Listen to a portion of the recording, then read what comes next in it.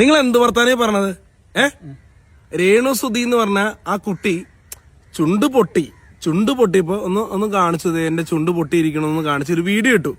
ആ വീഡിയോ വേറെ രീതിയിൽ എഡിറ്റ് ചെയ്ത് ഏതോ കുറെ ആളുകൾ ചേർന്ന് അവരുടെ റീച്ചിന് വേണ്ടി, റിയാക്ഷന് വേണ്ടി പോസ്റ്റ് ചെയ്തു. എന്നിട്ട് ആ കുട്ടി വന്നിട്ട് പറഞ്ഞു, ലൈവില് വന്നിട്ട് പറഞ്ഞു, എന്റെ ചുണ്ട് പൊട്ടിയിരുന്ന ആ ചുണ്ട് പൊട്ടിയത് കാണിച്ചതാണ്.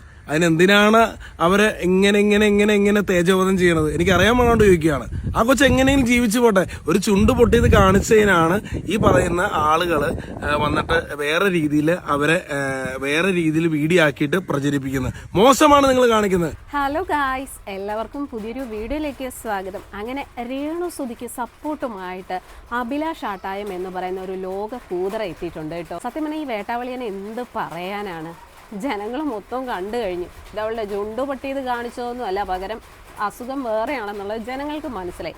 പക്ഷെ ഈ വേട്ടാവളിയൻ വന്നിട്ട് പറയുന്നത് എന്താണെന്ന് വെച്ചാൽ, ആ കൊച്ചിൻ്റെ ചുണ്ട് പൊട്ടിയത് കാണിച്ചതാണ്, അതിനാണ് കുറേ റിയാക്ഷൻ വീഡിയോ ചെയ്യുന്നവരൊക്കെ അത് വളച്ചൊടിച്ച് അത് റീച്ചിന് വേണ്ടിയിട്ട് ഓരോന്നും കാട്ടിക്കൂട്ടുന്നതെന്ന്. എടാ നാണം ഉണ്ടോടെ, ഉളുപ്പില്ലാത്തവനെ. നിന്റെ വീട്ടിലെ സ്ത്രീകളൊക്കെ ഇമാതിരി അപരാധം കാണിച്ചു കിടന്നാൽ നീ സപ്പോർട്ട് ചെയ്യുമോ ഇതിനെ?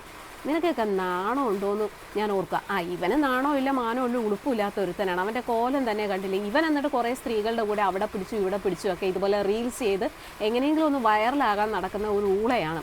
അപ്പോൾ ഇവനെ സംബന്ധിച്ചിടത്തോളം രേണുസുധിയെ സപ്പോർട്ട് ചെയ്ത് എന്തെങ്കിലും പറഞ്ഞു കഴിഞ്ഞാൽ ഒന്ന് റീച്ച് ആകുമെന്ന് ഇവനെ അറിയാവുന്നതുകൊണ്ടാണ് ഈ വേട്ടാവളിയും വന്നിട്ട് ഇമാതിരി ഡയലോഗ് അടിക്കുന്നത്. ഇവനെയൊക്കെ എന്താ പറയേണ്ടത്? എന്താ ഇത്രയും നാളായിട്ട് സോഷ്യൽ മീഡിയ കിടന്ന് അഴിഞ്ഞാടുന്നുണ്ടല്ലോ, എന്നിട്ട് എന്തുകൊണ്ട് ഇവനൊന്നും നല്ലൊരു അവസരം ഇവനൊക്കെ കിട്ടുന്നില്ല? അതിനൊക്കെ കുറച്ച് കഴിവ് വേണം. അല്ലാതെ കുറേ പെണ്ണുങ്ങളുടെ കൂടെ കിടന്ന് അഴിഞ്ഞാടിയാലൊന്നും ആൾക്കാർ ശ്രദ്ധിക്കാനും പോകുന്നില്ല, അല്ലെങ്കിൽ റീച്ച് കിട്ടത്തില്ല, നിനക്കൊന്നും നല്ല അവസരവും കിട്ടത്തില്ല. അല്ലെങ്കിൽ പിന്നെ ഇത്രയും കൂതറത്തരം ഈ പറഞ്ഞ രേണുസുധി കാണിച്ചിട്ട് ഇവൻ അതിനെ ന്യായീകരിക്കുകയല്ലേ? ആ പെണ്ണ് ഒരു വൃത്തികേടും ചെയ്തിട്ടില്ലെന്ന്. സബ്സ്ക്രിപ്ഷനിൽ അവളുടെ സബ്സ്ക്രൈബ് ചെയ്ത ആൾക്കാർക്ക് വേണ്ടി ചെയ്ത ലൈവാണ് ലീക്കായി നമ്മളെല്ലാവരും കണ്ടത്. അതിൽ അവൾ ചുണ്ടുകൊണ്ടും അതുപോലെ നാക്കുകൊണ്ടും എന്താ കാണിക്കണമെന്നുള്ളത് സാമാന്യ ബുദ്ധിയും ബോധമുള്ള ആൾക്കാർക്ക് മനസ്സിലാവും. പക്ഷെ ഇതുപോലുള്ള കുറേ വേട്ടാവളിയന്മാർ ഇവളെ ഇപ്പോഴും പുകഴ്ത്തിക്കൊണ്ടിരിക്കുക. എനിക്ക് തോന്നുന്നു ഇവനും അവളുടെ സബ്സ്ക്രൈബർ ആണെന്ന് തോന്നുന്നു കേട്ടോ. അല്ലാന്നുണ്ടെങ്കിൽ ഇങ്ങനെ രേണുസുധിയെ വെള്ള പൂശേണ്ട കാര്യമുണ്ടോ? അല്ലാതെ എന്താ ഇവനെയൊക്കെ പറയേണ്ടത്? എന്താ ഇപ്പോൾ കേരളത്തിലെ ഒരു പകുതി മുക്കാലും ജനങ്ങൾ കണ്ടു കഴിഞ്ഞു ഇവളെന്താണ്, അല്ലെങ്കിൽ ഇവളുടെ യഥാർത്ഥ സ്വഭാവം എന്താണ്. ഇവൾ റീച്ചിനും പണത്തിനും വേണ്ടി എന്ത് തോന്നിമാസവും കാണിക്കുന്ന ഒരുത്തിയാണെന്നുള്ളത് ജനങ്ങൾ മനസ്സിലാക്കി കഴിഞ്ഞു. ഇപ്പോൾ ഈ പറയുന്ന രേണുവിൻ്റെ തന്തപ്പടിയായിട്ടുള്ള തങ്കച്ചനെ വരെ വിളിച്ച ആൾക്കാർ തെറി പറഞ്ഞുകൊണ്ടിരിക്കുക. കാരണം എന്താ, ഇവൾ ഇമാതിരി അപരാധങ്ങൾ കാണിക്കുന്നു. എന്തായാലും ഒരുപാട് സ്ത്രീകൾ ഇപ്പോൾ ഇതുപോലുള്ള അപരാധങ്ങൾക്കെതിരെ രംഗത്ത് വന്നിട്ടുണ്ട്. അതെന്താണെന്നുള്ളത് നമുക്കൊന്ന് കാണാം. ഞാൻ ഈ രേണുസുധിയുടെ സപ്പോർട്ടൊക്കെ ആയിരുന്നു. കാരണം ഇവരുടെ ആ സർവൈവൽ ടൈമിൽ 2 കുട്ടികളെ വളർത്താൻ വിധവയായ ഒരു സ്ത്രീയല്ലേ, അവർക്ക് പറ്റുന്ന ജോലി അഭിനയമാണ്, അവർക്ക് അറിയാവുന്ന ജോലി അഭിനയമാണെങ്കിൽ അത് അവർ ചെയ്യട്ടെ എന്ന് പറഞ്ഞിരുന്ന ഒരാളാണ് ഞാൻ. ഇപ്പോഴും ഞാൻ ആ ഒരു ആറ്റിറ്റ്യൂഡിൽ തന്നെയാണ് നിൽക്കുന്നത്. ഒരാളിന്റെ ജോലി എന്ന് പറയുന്നത് അയാളുടെ മാത്രം താല്പര്യം അനുസരിച്ച്, അയാളുടെ സൗകര്യങ്ങൾ അനുസരിച്ച് ഉണ്ടാക്കിയെടുക്കേണ്ട ഒരു കാര്യം തന്നെയാണ്. അപ്പൊ അതുകൊണ്ട് നമ്മൾ അതിൽ അഭിപ്രായം പറയാനുള്ള ആളല്ല. പക്ഷെ ഈ രേണുസുധിയെ സംബന്ധിച്ച് ഇപ്പൊ അവർ ഈ തുണി അഴിച്ച് ആടുന്നതിനൊക്കെ പോസിറ്റീവ് ആയിട്ട് പറഞ്ഞ് കൈയടിക്കുന്ന തരം താണ ഒരാളല്ല ഞാൻ. ഒരു പ്രധാന കാര്യം എന്താന്ന് വെച്ചാൽ, ഒരു പെണ്ണ് അത് അവൾക്കൊരു ഗാർഡിയൻ എന്ന് പറയുന്ന ഒരാൾ എന്തായാലും ഉണ്ടാവും. ഒന്നുകിൽ ഭർത്താവ്, അല്ലെങ്കിൽ ആങ്ങള, അല്ലെങ്കിൽ അച്ഛൻ, അല്ലെങ്കിൽ അമ്മ, ആരെങ്കിലും. ഈ രേണുസുധിയെ സംബന്ധിച്ച് ഭർത്താവില്ല, പക്ഷെ അച്ഛനും അമ്മയും പെങ്ങളും, അതായത് ചേച്ചിയും ചേച്ചിയും ഭർത്താവും ഒക്കെ സ്ട്രോങ് ആയിട്ട് ഇവരെ സപ്പോർട്ട് ചെയ്ത ഒരു ഫാമിലി ഉണ്ട്. അപ്പോൾ ഇവർ ഈ തുണി അഴിച്ച് കാണിച്ചും മറ്റുള്ളവരുടെ അടുത്ത് മറ്റേത് കാണിച്ചു കൊടുത്തും ഒക്കെ കൊണ്ടുവരുന്ന പണം നന്നായിട്ട് വെട്ടി വിഴുങ്ങുന്ന ഈ ഗാർഡിയൻസ് ഉള്ളിടത്തോളം കാലം ഈ സ്ത്രീ ഇങ്ങനെയേ പോളൂ. അതിൽ നമ്മൾ ആരും അയ്യോ എന്താ അങ്ങനെ ഇങ്ങനെയെന്ന് കുറ്റം പറഞ്ഞൊന്നും ഒരു കാര്യമില്ല. നിലയ്ക്ക് നിർത്തേണ്ടവരെ നിലയ്ക്ക് നിർത്താത്തിടത്തോളം കാലം ആ സ്ത്രീ കൈവിട്ട് പോയി കഴിഞ്ഞു. ഇനി അവരെ നമുക്കൊന്നും ചെയ്യാൻ പറ്റില്ല, തിരുത്താൻ പറ്റില്ല. അവർ നോക്കുമ്പോൾ സുഖമുള്ള പരിപാടിയല്ലേ, നമ്മളൊക്കെ ചെയ്യുന്ന പോലെ എല്ലുമുറി പണിയെടുക്കേണ്ട കാര്യമൊന്നുമില്ല. ഒരു ഫോൺ എടുത്ത് വെക്കുന്നു, കാലകത്തി ഇങ്ങോട്ട് കാണിക്കുന്നു, കാലകത്തി മറ്റെടുത്ത് കാണിക്കുന്നു, ബ്രസ്റ്റ് എടുത്ത് ഇങ്ങനെ പൊക്കി കാണിക്കുന്നു, ബ്രസ്റ്റ് എടുത്ത് താഴ്ത്ത് വെച്ച് കാണിക്കുന്നു, പിന്നെ ഏതാണ്ട് ക്രീമൊക്കെ എടുത്ത് കാലിൽ പുരട്ടുന്നു. ഇതൊക്കെ സബ്സ്ക്രൈബേഴ്സ് എന്ന് പറയുന്ന, അല്ലെ സബ്സ്ക്രിപ്ഷനിൽ നിന്ന് വീഡിയോ എടുത്തുകൊണ്ട് വന്ന് ഓരോരുത്തരിട്ട ആൾക്കാരുടെ റിയാക്ഷൻ വീഡിയോ ഞാൻ കണ്ടതാണ് കേട്ടോ. 399 400 രൂപയും കൊടുത്തെന്ന് ഇവളുമാരുടെ പിത്തലാട്ടം കാണാനൊന്ന് സബ്സ്ക്രൈബ് ചെയ്യാൻ പോയെന്ന് എനിക്ക് വയ്യ. കാരണം എന്താണെന്ന് വെച്ചാൽ ഞാൻ കഷ്ടപ്പെട്ട് എല്ലുമുറിഞ്ഞുണ്ടാക്കുന്ന പൈസയാണ്. കണ്ടുള്ള തുണി ചാട്ടം കാണുന്നതിന് ഞാൻ കണ്ണാടി തന്നെ പോയി നോക്കിയാൽ പോലെ. എന്നിട്ട് ഞാൻ പോയി കണ്ടതൊന്നും അല്ല കേട്ടോ, ഞാൻ ഈ ട്രോളന്മാരുടെ ഈ ടൈം ലൈനുകളിൽ കണ്ടതാണ്. അപ്പൊ ഞാൻ പറയുന്നത്, ഈ സ്ത്രീ ഇത് ചെയ്തു വെക്കുന്നതിന് പൂർണ്ണ ഉത്തരവാദികൾ എന്ന് പറയുന്നത് ആ പെണ്ണും മാത്രമല്ല, പെണ്ണിന്റെ ഇങ്ങനെ ആടിക്കൊണ്ടുവരുന്ന പണം തിന്നാനിരിക്കുന്ന പാരന്റ്സും കൂടിയാണ്. എനിക്ക് ഏറ്റവും സങ്കടം തോന്നിയിട്ടുള്ളത് കുഞ്ഞു കൊച്ചിനെ ഓർത്തിട്ടാണ്. ഈ കുഞ്ഞു കൊച്ചുങ്ങൾക്ക് അച്ഛനമ്മമാരോട് ഭയങ്കരമായിട്ടുള്ള അഫെക്ഷൻ വരുന്ന ഒരു പ്രായമാണ് ആ കുട്ടിയുടെ, ചെറിയ കൊച്ചിന്റെ.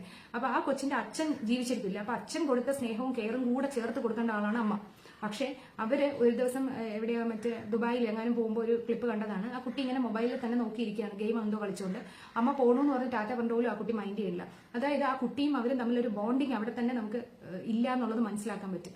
അതായത് അമ്മ ഇത്രയും ദിവസത്തേക്ക് പോകുമ്പോഴും അമ്മയെ കാണാൻ പറ്റൂല എന്നുള്ള യാതൊരു സങ്കടവും ആ കുഞ്ഞിനില്ല.